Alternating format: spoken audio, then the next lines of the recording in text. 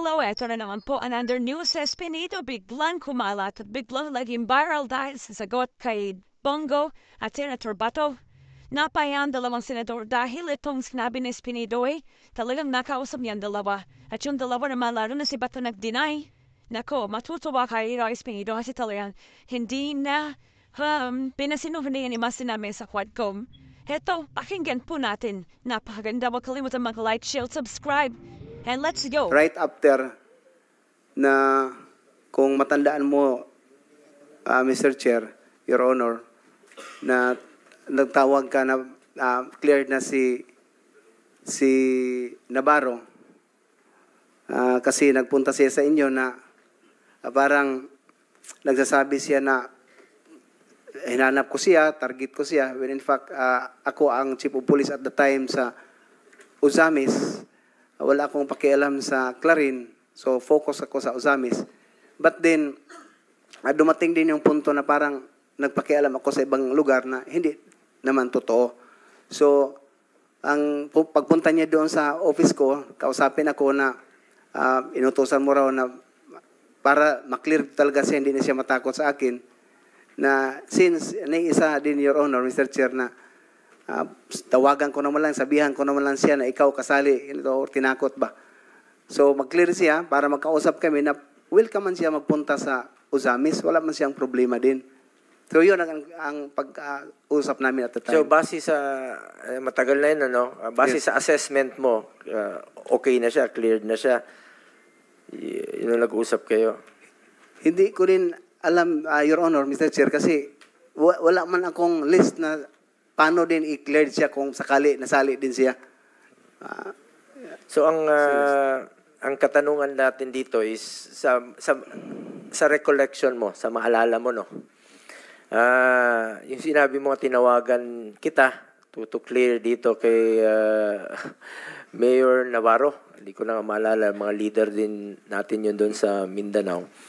Ang tanong ko lang naman sa iyo, Spini, bakit kailangan siyang pa-clear sa iyo nung panahong yon? Yun din ang naano ko, Your Honor, Mr. Chair, kasama ko nga yung deputy ko, na bakit magpunta siya para sabihin hindi siya matakot sa akin kasi ang pag-alam niya, isali ko siya sa list daw. Yun ang pag-intindi ko na magpunta siya. Kaya pinapunta siya from your end na hindi ako kasali sa watch list. Kaya nga, recommended ako sa inyo, sir, na tumawag si Senator si Sir Bongo sa inyo para to prove na wala akong kasali sa list. So, ibig sabihin, kiniklear niya yung sarili niya sa iyo at wala siyang dapat ikatakot. Yes, Your Honor, Mr. Chair. Anyway, yung nakalagay kasi doon sa affidavit mo, no, nung mga nakaraan na nabanggit po yung pangalan ko. Na-mention mo Yes. May nagtanong sa iyo doon. Kaya gusto ko lang po i-klaro. Narinig mo naman po kanina. Wala naman tayong partisipasyon dyan sa war on drugs. Sa pagkaalam mo at gusto ko lang pong tanungin ka muli dito harap-harapan. Meron ba akong direct or indirect participation dito sa sinasabi mo? Nung magsalita ako sa Quad Committee, Your Honor, Mr. Chair, sinabi ko na yun na personal knowledge wala ako. Yun lang ang statement doon sa affidavit na ganun lang ang narinig ko. But personal knowledge to you kung ano ang sitwasyon na ikaw about for that matter sa Quadcom na pinag-usapan, wala akong personal knowledge sa inyo, Mr. Chair, Your Honor. Yun lang, gusto ko lang maklaro. So, purely hearsay yung sinasabi mo. Sa narinig mo lang. Yes, Mr. Chair, Your Honor. Yun lang po. Gusto ko lang iklaro. Kasi medyo iba yung narinig natin doon. Nabanggit mo na ngayon na wala kang personal knowledge. Yes or no? Yes, Mr. Chair, Your Honor. Stated sa affidavit ko dun at yung natandaan ko na true kay late Mayor Navarro. Pero sa inyo, as I've said, personal knowledge, Your Honor, wala. Okay, salamat. Sa IAS, no? Sa kay bagong IAS natin. Dito pa ba? Si Attorney Dulay, dati po siyang USEC, no, from alam niyo nung mga unang taon ng pamumuno ni dating Pangulong Duterte, galit na galit siya dito sa Ninja Cups. Dahil armado po ito, bagamat dinoble na natin yung sweldo ng mga pulis noong 2018, effective 2018, para magtrabaho talaga sila. Nandiyan dyan pa rin yung mga tinatawag na Ninja Cups. Ano na ho ba ang status sa mga kaso nila? Ilan na ho bang naparusahan? Dahil maalala ko noon, naging usapan yan dito sa Senado. Nagkaroon po ng hearing for ilang linggo po, no? Or buwan. Umabot po ng buwan ang hearing yan dito sa Senado. At kung matatandaan natin, to validate. So, ni-refer ko lang po ito siguro sa inyo. Isa po sa mga na-refer ko po sa inyo. I did not tell you to clear him. Wala naman po akong alam o mandato o katungkulan dyan sa pag-clear. Kayo pong nakakaalam, trabaho nyo po yan bilang police dun sa area ninyo. Tama ba, Colonel Spinido? Yes, Your Honor, Mr. Chair. That's why I understand for that reason, pinapaintindi ko siya nang pumunta siya sa akin na ganun, wala akong alam kasi dito lang ako sa Uzamis at saka hindi ko din papil yung magsali sa kung ano ang validation sa watch list. So talagang inano ko sa kanya, hindi ko kasali or alam kung ano ang record mo, Mayor. Pero ang sa kanya to clarify also na baka may intention ako or may alam ako sa pangalan niya. So that's only the way ng pag-uusap namin, Your Honor, Mr. Chair. So klaro po. At kung wala kang personal knowledge tungkol sa akin, dun sa affidavit mo, bakit mo sinama yung pangalan ko at bakit nasingit yung pangalan ko? May pumilit ba sa'yo? Remember, you are under oath po, no? May nagpapirma ba sa inyo na isama yung pangalan ko since wala ka namang personal knowledge sa akin? That's why ang personal knowledge, Your Honor, yung tanungin ako, nagsabi ako na wala akong personal knowledge sa inyo about sa for that matter, no, na masabi natin na napag-usapan. True lang kay Mayor, late Mayor Navarro. May nagsabi sa iyo na isingit yung pangalan ko kung since wala ka namang personal knowledge. Wala Bakit naman, nasingit? Wala naman siguro. Sigurado ka? You're under oath. Kasi sa affidavit, although marami-rami yon ang paragraph. Meron bang nagpahabol sa iyo na isingit yung pangalan ko? Yes or no lang naman? Wala naman, Your Honor, Mr. Chairman. Sigurado ka? Yes. Yun talaga ang ginawa mo na affidavit, original affidavit? Yun naman ang original sa akin, Your Honor, Mr. Chair, yung ginawa ko. Kasi nagpunta ako doon para pag-testify, nagawa na ako ng affidavit ko. Pero wala kang personal knowledge naman tungkol sa akin? I attest to that, Your Honor, kasi number one, kilala kita. Pagkatapos sa tanong naman doon sa Quadcom, sinabi ko din na I have no personal knowledge about sa sinabi na ni late Mayor Navarro. Bakit mo sinama yung pangalan ko sa affidavit? I'm just only relating for the message, the word came from Mayor na pinupunta ko dito. Pagkatapos stated man doon na, Your Honor, Mr. Chair, bakit nasali, no? Nag-explain siya na pinapupunta ako ni Sir Bong para maklear ang pangalan ko. In fact, mayroon nga ako ngayon, ang dala ko ngayon yung sa lasto ba, basta ganun sa illegal gambling ang hinawakan niya.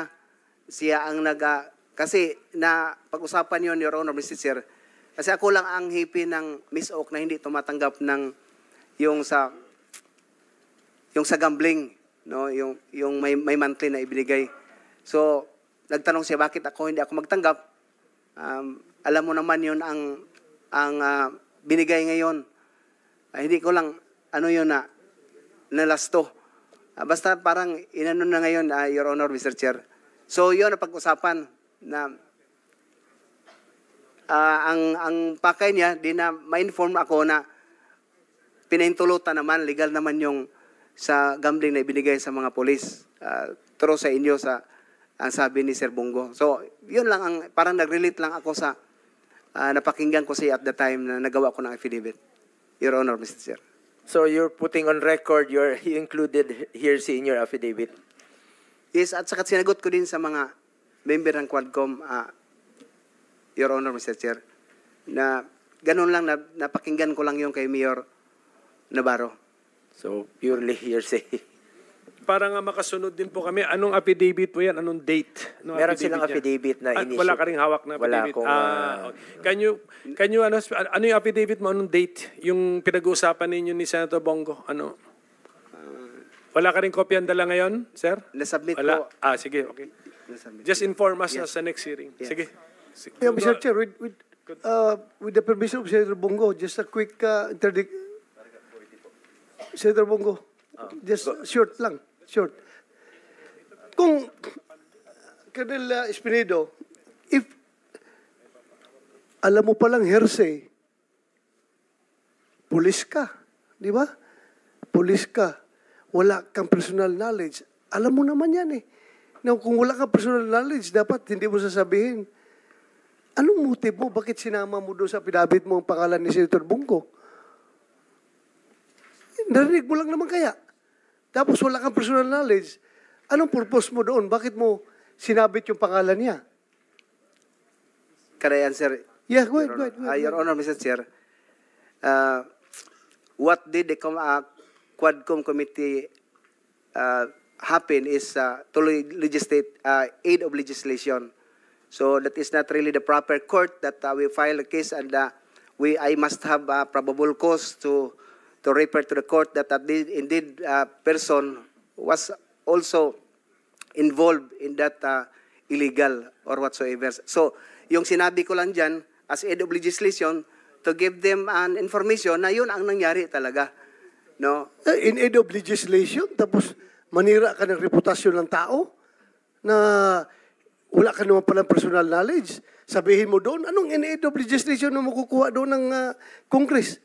In aid of persecution ang ginagawa mo dahil sinira mo yung puri ng isang tao na wala ka naman palang personal knowledge. Ito, madagdag ko lang, with the permission of Senator Bongo.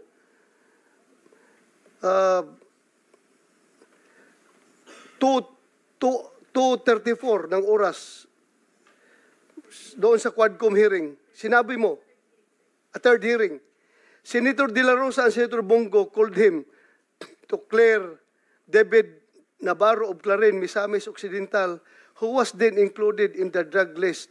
Mayor Navarro was funding the reward system through STL.